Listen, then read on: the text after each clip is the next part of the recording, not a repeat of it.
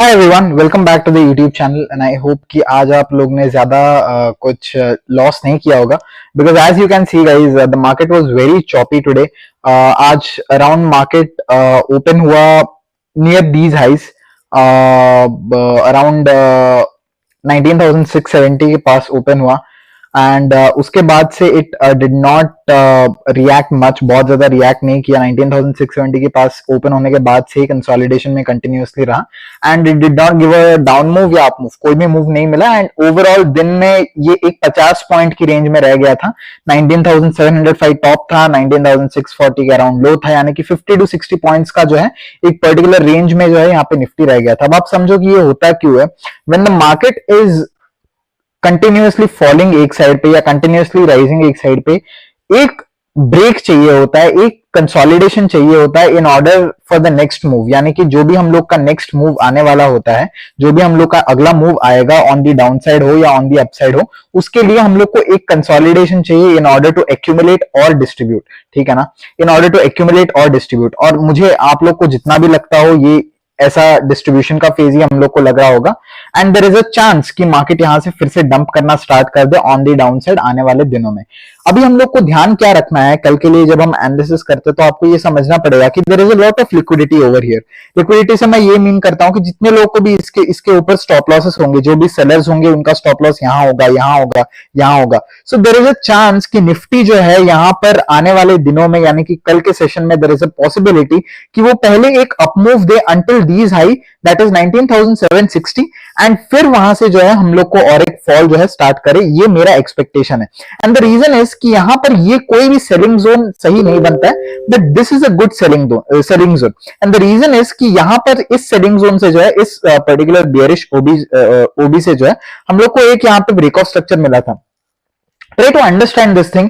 जब भी हम लोग को एक पर्टिकुलर ओबी से ब्रेक ऑफ स्ट्रक्चर मिलता है on the smaller time frame, हमको वेट करना चाहिए उस ओबी पे पर्टिकुलरली ट्रेड लेने का, बिकॉज वो जो है बहुत ज्यादा इफेक्टिव बन जाता है। तो कल अगर निफ्टी खुलता है थोड़ा सा फ्लैट या थोड़ा सा गैप डाउन या थोड़ा सा भी गैप अप, देन हम लोग को वेट करना है सेलिंग जोन का, दैट इज 19,750।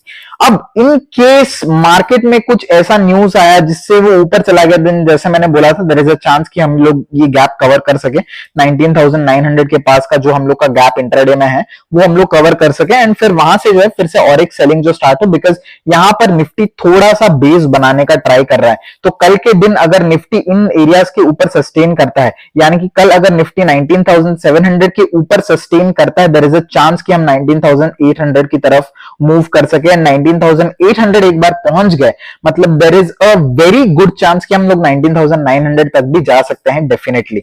तो हम लोग को ये ध्यान रखना पड़ेगा कि सस्टेन करता है तो शॉर्ट्स अवॉइड करना है, बट अगर यहां पर जाके हम लोग को एक डाउनसाइड की तरफ मोमेंटम देता है, then there is a chance कि हम लोग यहां पर भी शॉर्ट कर सके। अब इन केस अगर निफ्टी जो है यहां पे थोड़ा सा फ्लैट या गैप डाउन ओपन हो जाता है, हम लोग को समझना पड़ेगा कि हम लोग को वेट करना पड़ेगा कि ये लो जो है ये टेक आउट हो जाए, यानी कि ये ब्रेक ऑफ स्ट्रक्चर जो है ये टेक आउट हो जाए। एंड वंस ये निकल जाएगा ना, यानी कि ये लो जो निकल जाएगा एंटायरली अगर एक बार, तो हम लोग फिर से यहां पे पुल बैक पर शॉर्ट्स प्लान कर सकते हैं। आपको समझना पड़ेगा कि स्ट्रक्चर टूटना बहुत ज्यादा इंपॉर्टेंट है। यू हैव टू अंडरस्टैंड कि एक नए मूव के लिए एक स्ट्रक्चर टूटना ज्यादा इंपॉर्टेंट है। अगर स्ट्रक्चर नहीं टूटता है then there is a huge chance कि हम लोग फिर से वहीं पर कंसोलिडेट करें, हम उसी एरिया में घूमते रहें। बट जब भी हम लोग का स्ट्रक्चर टूट जाएगा तो हम ये बोल सकते हैं कि हाँ भाई स्ट्रक्चर टूट गया, यानी कि बियरिश मोमेंटम जो है कंटिन्यू हो रहा है, फिर हम लोग शॉर्ट कर सकते हैं। सो हमारा प्लान कल के लिए दो इजी सिंपल सा प्लान है। अगर यहाँ पर सस्टेन करते रहा देन हम लोग ऊपर की तरफ के लिए शॉर्ट के लिए वेट करेंगे।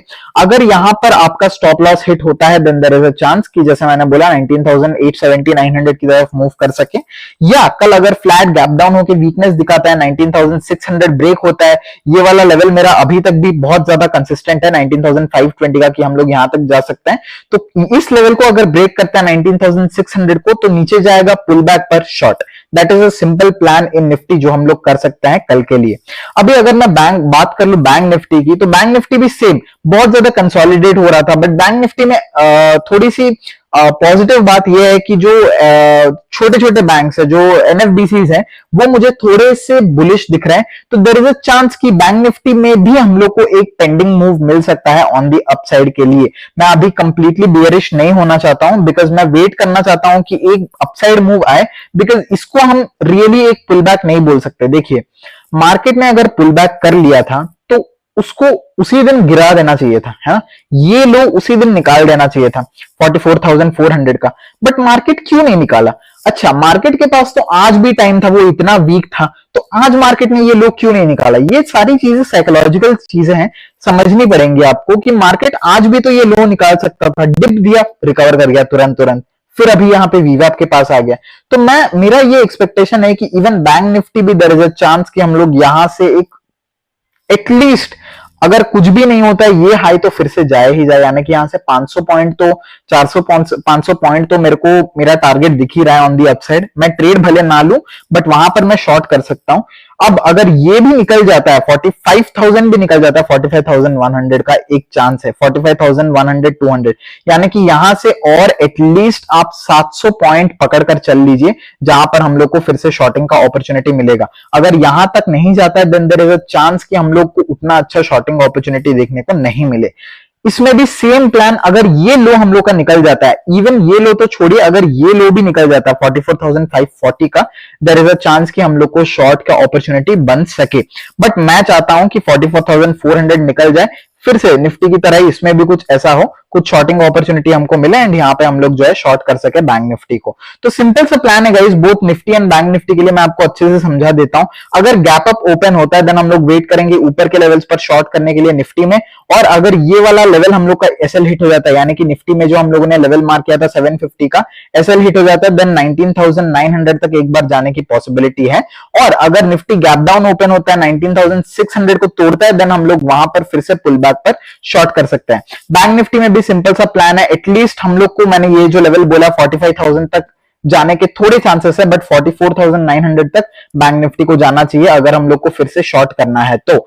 या अगर वो नहीं होता है तो ऑन दी लो अगर हम 44,400 ब्रेक करते हैं, एक बार पुल बैक पर शॉर्ट डेफिनेटली कर सकते हैं।